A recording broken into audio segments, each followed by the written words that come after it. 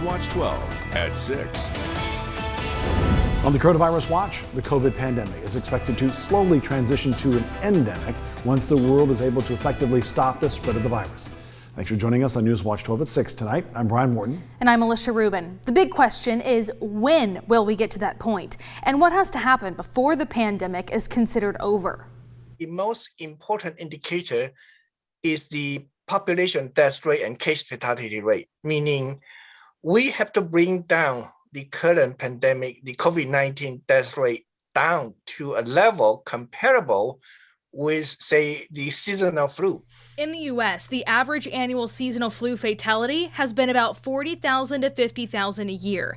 That's the reference point. And right now, we are far from it. And so when the politics of arguing that this is becoming like the seasonal flu are intensely flawed, because we're seeing 2,000 deaths a day or 1,500 deaths a day. It's not at all comparative right now. And that's a false comparison, in fact. Eventually, there won't be as much focus on cases, and the focus will transition to hospitalizations and deaths.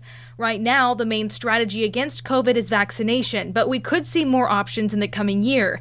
In 2020, when more than 100 pharmaceutical and biotech companies rushed to produce a vaccine, most were not successful. And when they weren't successful, many turned to a different focus: treatment.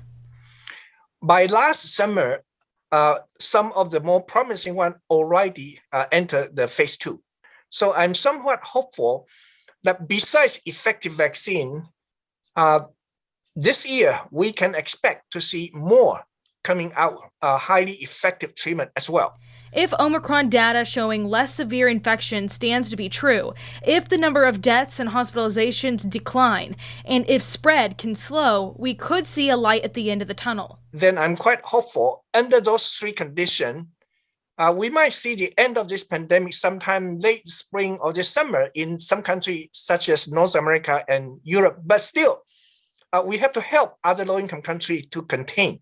Otherwise, we might continue to see new, more contagious or more serious variant emerge from other parts of the world. One of the definitions, sort of a layman's definition of moving from a pandemic to an endemic, is it doesn't have the kind of global spread. We're only going to be able to get this under control worldwide when there's sufficient vaccines available for the lower income countries throughout the world. The U.S. has committed more than 1 billion vaccines for the global fight against COVID, but there are multiple countries that are only 5% vaccinated at this time, so the likelihood of variants continuing to develop is high.